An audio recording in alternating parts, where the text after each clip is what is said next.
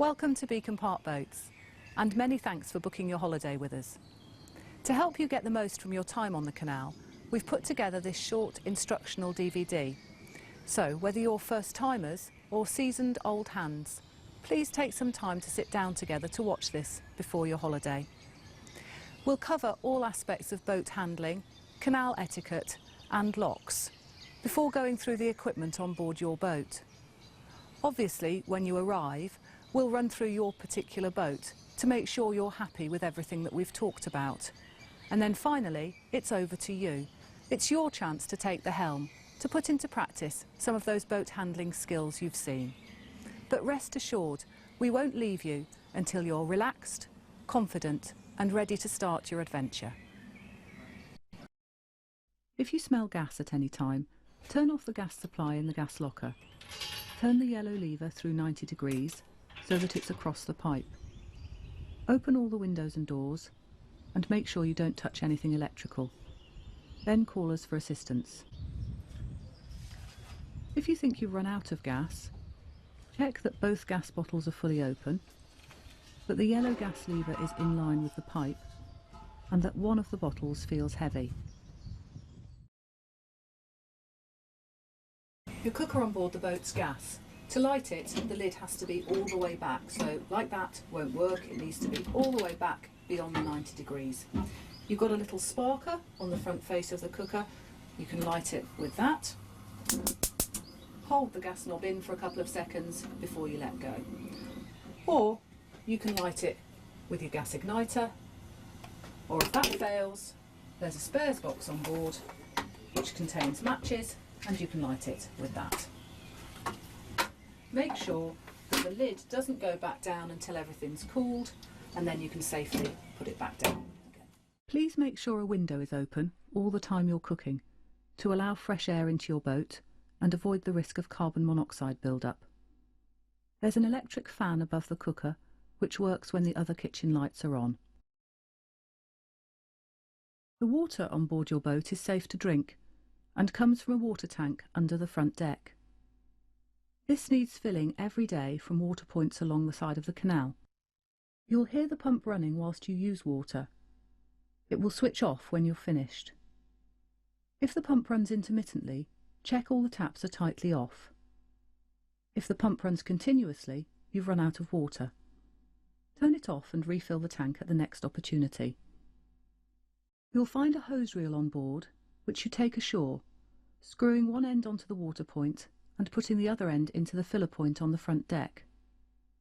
This opens with a brass key you'll find on board. Water points are locked. You have a British Waterways Board key on your boat to unlock them. Fill until the tank overflows, then relock the tap. You fill the tank every day, obviously to ensure that you don't run out of water, but more importantly to trim the boat by keeping the front down for all the very low bridges. Water is pumped from the tank to sinks, showers and toilets. The water pump is switched on either at the rear panel marked water pressure or next to the kitchen sink. When you leave the boat, please make sure the water pump, along with all the other switches, are turned off.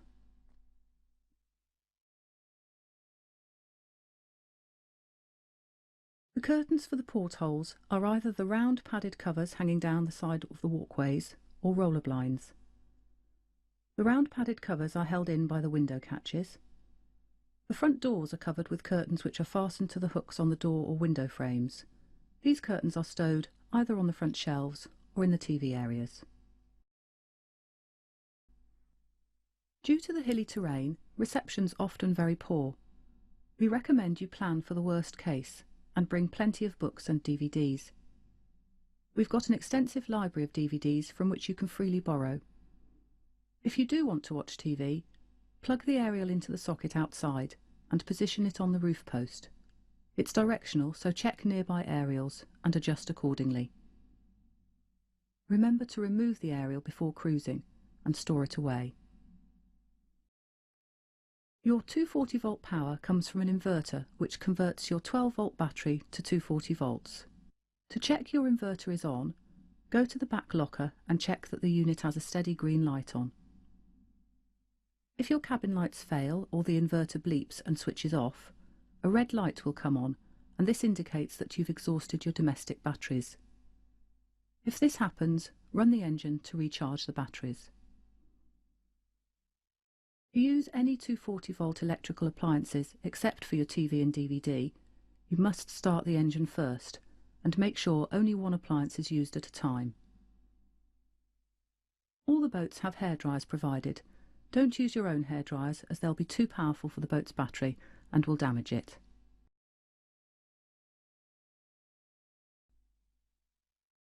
Your boat's equipped with the latest high-tech push-button toilet. These work extremely well if you look after them. They'll only fail if you try to flush away excessive amounts of paper or anything which you haven't first eaten. Remember, the toilet is not connected to the mains. All the waste goes into a holding tank. Your hot water is heated via the engine and via your central heating system. It's more practical to shower at the end of the day when your engine will have completely heated your hot water tanks. If you want to shower in the morning, either run the heating for 1 hour beforehand, or if you've got no neighbours, start the engine. Turn the central heating unit on or off by simply pressing the heat button. The heater will then run for 60 minutes and turn off automatically. The unit takes a few minutes to start, and after startup makes a soft ticking noise. Sometimes white smoke can be seen from the exhaust. This is normal. It's condensation mixed with unburnt fuel and will clear in a few minutes. The engine heats one of the towel rails in the bathroom. On Hawk and Merlin, water is heated both via the engine and the gas boiler. Keep the gas boiler set to number 4 and switch on central heating as required by sliding the switch on the thermostat to on and selecting the temperature. Don't leave the heating on overnight, as you'll soon run out of gas. So the only check you've got to do each day is obviously looking at the propeller before you set off to make sure any weed or plastic bags picked up from the day before is removed before you start your next day. To do that, we simply remove the back deck board. You see a green bar over something called a weed hatch. It quite clearly says there, check that your engine has been turned off and the key removed beforehand.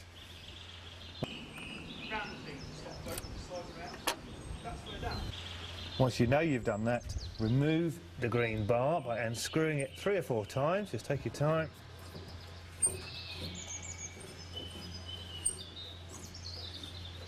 And slide the bar off towards you and put it nicely out the way. Grab both handles, lift the hatch up. It's fairly heavy. As you can see, you can hear the water running off it. Shake the water off and then put it again out of the way. You will then see the propeller, depending on the clarity of the water and its shaft, but if you can't see it, just put your hand down into the water, feel the propeller blade, turn it around by hand, checking there's nothing around the 3 blades and the shaft itself. If there is, just pull it off and dispose of it. The critical thing now is to make sure you don't leave any debris on the rim where the hatch sits. So always wipe around the rim with your finger, so when you put the hatch back, it goes back with a clean, tight seal, as shown. There we go. The hatch will go back and make sure it seats all the way down. It's very easy sometimes to catch the lid. That is not down. You can quite clearly see a gap beneath it. So make sure you seat it all the way down, nice and flat, and then replace the bar, screwing down hand tight.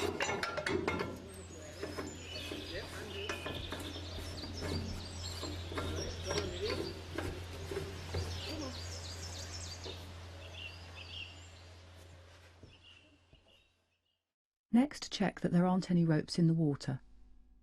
Then check that the gear lever is in the upright neutral position. You can then turn the key to start the engine. After starting, if the buzzer still sounds or the light remains on, apply engine revs to clear the alarm and then ease back. To apply engine revs out of gear, gently pull out the gear lever whilst in neutral. When going from forward to reverse, always pause in neutral or you'll damage the gearbox. To stop the engine, put the gear lever in neutral and turn off the key, making sure you've tied up first. If at any time you see or hear an engine alarm, stop the engine immediately and call us. If the engine ever changes note or you hear a clunk, go straight into neutral, then try a little burst of reverse to clear the debris. If this has cured the problem, continue. Otherwise stop, turn off the engine and check the prop. During late autumn, leaves will regularly block the propeller. If the boat slows down, give a quick burst of reverse to clear the prop. This sometimes has to be repeated every 30 seconds when in dense leaves. If the horn goes off while cruising, you've got excessive water in the bilge. Stop the engine immediately and moor up. Check the engine compartment for water and phone us. Some boats are equipped with a bow thruster. This is two small propellers in a tube at the front of the boat, driven by an electric motor. This helps you to manoeuvre the bow of the boat when in confined waters. To turn on, press and hold the two on buttons. An indicator light will then show. The unit is now powered for 4 minutes and will automatically turn off. To turn the bow to the right, rotate the silver boat to the right or pull the joystick backwards, and vice versa for left. There are 2 golden rules regarding the thrusters. Do not use for more than 10 seconds. 3 to 4 second runs are usually ample, otherwise you'll overheat the motor. Secondly, if you run the front of the boat aground, never use the thrusters to get off, as you will both damage the bank and block the propellers, making the unit inoperable for the rest of your holiday. If you need to isolate the power supply to the bow thrusters, turn off the stainless steel isolation key situated on the front deck.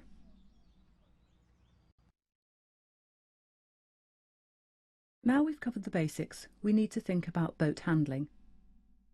All our boats are steered from a tiller at the back of the boat. You stand holding the tiller with your right hand, leaving your left hand free to operate the engine and the horn. By moving the tiller, you're also moving the rudder, which is located behind the propeller.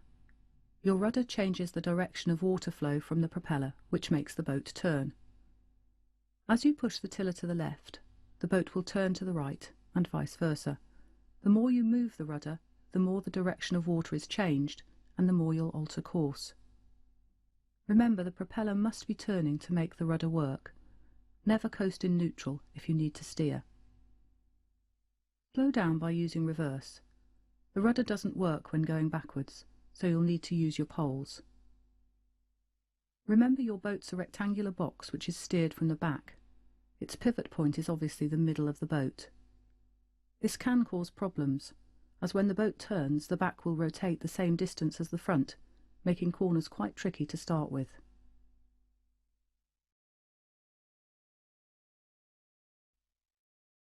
The Monmouth and Brecon Canal is very shallow in places, so always keep to the middle to avoid unnecessary grounding. There are 2 speed limits on the canal.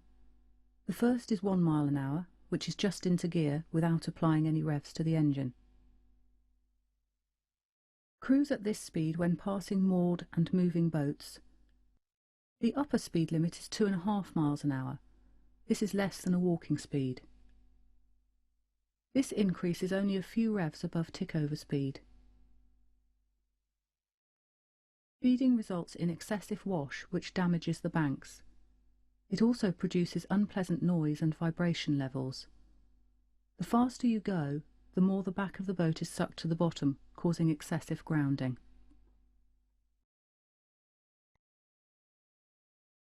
You think you can't avoid a boat coming towards you or the bank, obviously put her into neutral, quick burst reverse, the boat will stop.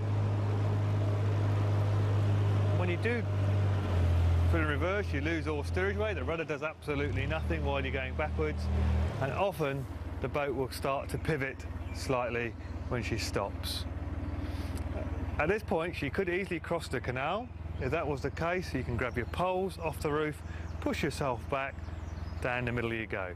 But to show how effective the boat is, if you put your rudder hard across, hold it there, put it gently into gear, push it in a few revs, the boat will pivot very nicely from the middle, as you can see there, without going forward. Again, we're now down, pointing down the middle of the canal, ready to go.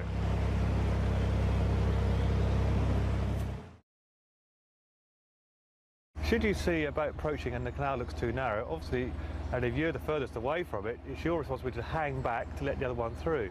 We now go gently across to the right-hand side on a very shallow angle. Never panic at this point. Just take the boat in nice and gently to the right on about a 10 or 15 degree angle. When you think the front is 3 to 4 feet away from the bank, slowly bring the bow back out again. And because you're pivoting from the middle, the front will come out and the back will slide in nicely behind you. Watch as the boat approaches that you don't swing the bow out too far by steering back again. I call it a check pace to make sure that front stays now nice and parallel to the bank. Sometimes this requires quite a large angle of rudder to put it so. As you get close to the bank, the boat suction effect with the bank will hinder your steering, so quite large corrections are required. As the boat goes past, you can slowly bring the front back out again, but watching the back all the time, because remember you're pivoting from the middle, and as the back closes the edge, start to straighten up your steering. Here you can see a gap approaching. It's the width of a bridge. It gives you less than a couple of feet down each side of the boat. So again, it's important to look down one edge, and as you approach, look down the edge, pass it within 18 inches to 2 feet, and keep the boat nice and steady as you go through. Do this all at low speed. Should you be passing another boat and you go in too far to the bank, eventually you're going to run aground, as we're going to demonstrate here. As the front runs aground, when you're on this angle, oh, there we go, we've hit the bottom.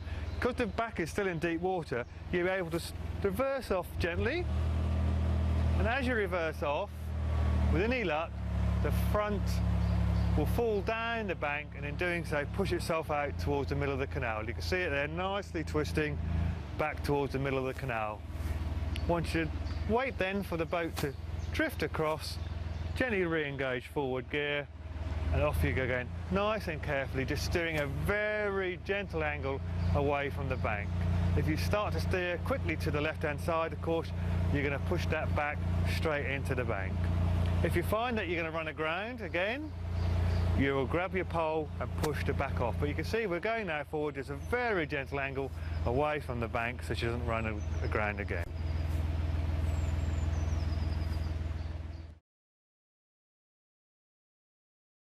Should you find yourself aground, which we have done here, obviously you can't drive off, because to leave the quayside, the boat will have to go around to the left, which means the back will go into the right, which will make the propeller hit the bottom, so we're clearly into neutral. We then can ask the crew to grab their pole, push the boat gently off the bank,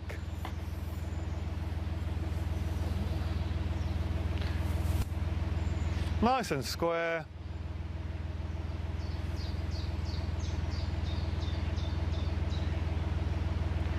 There you go. Once you're happy that you're in clear water, grab your tiller, gently squeeze the trigger, off you go nice and slowly.